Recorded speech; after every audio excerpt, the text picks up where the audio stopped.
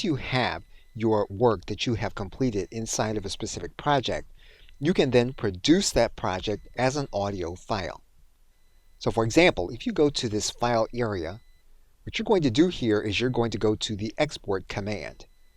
And you're going to want to decide on which file format you're going to use in order to export the file. Now what Audacity is going to do is produce the entire file as you have it laid out on the timeline. So what we're going to do here is we're going to export the entire project as an MP3 file. And we're going to save it as an MP3 file. You're going to notice here that we can save this file as other formats. You're going to see those other formats here in this area in this drop-down button. What we're going to do now is we're going to click Save, and we're going to save the project now and produce it as an MP3 file. Now Audacity is going to give us a warning that our tracks are going to mix down and export it as one stereo file. We're going to click OK. What you can then do is you can add in metadata for your specific file. We're going to skip that part and we're now going to click OK. And then the project is then produced as an MP3 file. And you're then going to see your new file inside of your directory. Come back. Now it's possible that when you listen to your recording that you find that there is some kind of background noise that you want to remove from your recording. And you can do that inside of Audacity. What you're going to do is you're going to find a section with that background noise in it.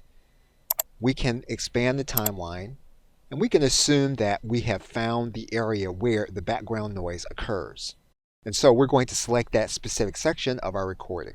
What we're then going to do is to go to Effect. We're then going to go to Noise Reduction. What we're then going to do is we're going to get the noise profile. Audacity is going to collect a noise profile for us so that we can remove it from the entire recording. What we're then going to do is determine where in the recording we want to remove the noise. So in this case, we're going to shrink the size of our recording and we're going to select the entire recording. We've now selected the entire recording. We're going to go to Effect. We're now going to go back to Noise Reduction. Now you can preview the file by clicking this button as to how it's going to sound with the noise reduced. If you want to hear the actual sound that will be removed, you can toggle and click Residue. We're going to click back on Reduce, and assuming that you have previewed your file, we're then going to click OK. And Audacity will then do the noise reduction from our recording. What you will then want to do is you want to save your new project file, and you will then click Save.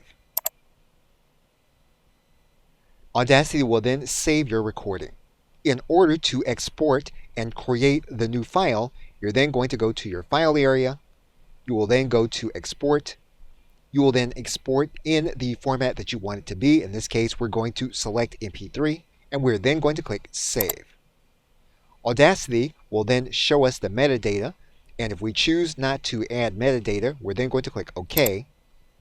And then Audacity will produce our new file that has been edited with the noise removed.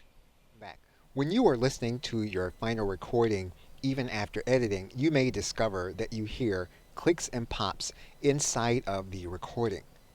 And you can work to fix these things inside of Audacity. And basically, we want to go through the entire recording and we want to remove any clicks and pops from the recording. So we're going to select the entire recording. And what we're now going to do is we're going to go to the Effect area. We are then going to go to Click Removal. Now in most cases, the default setting will work to remove the clicks that can be removed from a recording. Now what you can do is you can listen to the preview, and if you determine that the preview isn't quite what you want, you can make adjustments to the default settings. Once you have your click removal profile that you want, you can then click OK. Now in some cases, what you may see from Audacity is that there aren't any clicks and pops inside of a recording and that their algorithm actually will not do anything to the recording. And that is the case with the one that we are looking to. And when that is the case, Audacity will give you the error message that says that the algorithm is ineffective on this particular audio.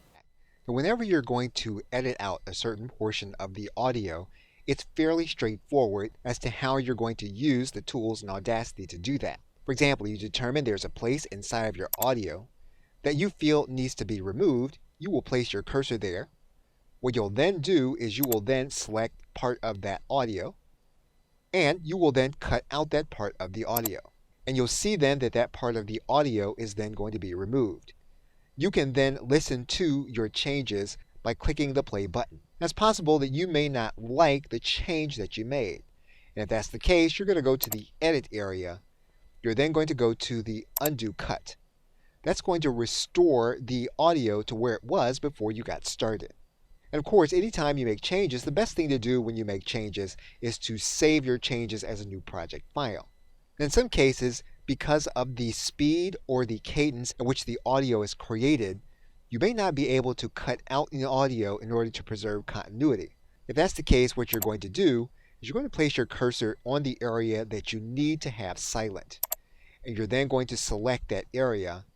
What you're going to do is you're going to go to your toolbar, and you're going to see an area here that says Silence Audio Selection. You're going to click that area, and basically what you've done here is you have created an area where there will be no sound in the audio. And of course, if you don't like that particular selection, once you have previewed it by clicking the play button, what you can do is you can go to the edit button. You can then click this link that says Undo Silence. That will remove the silence, and then your sound will be back in the area in which it was.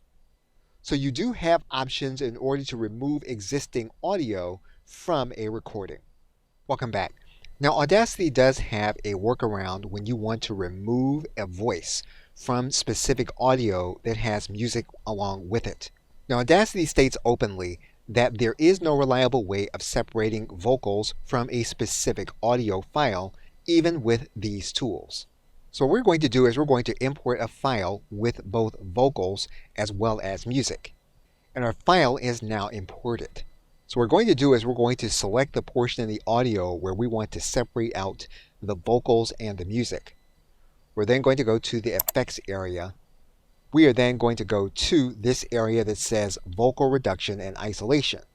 We're then going to select a specific plugin. We can then choose to where we're going to remove the vocals to.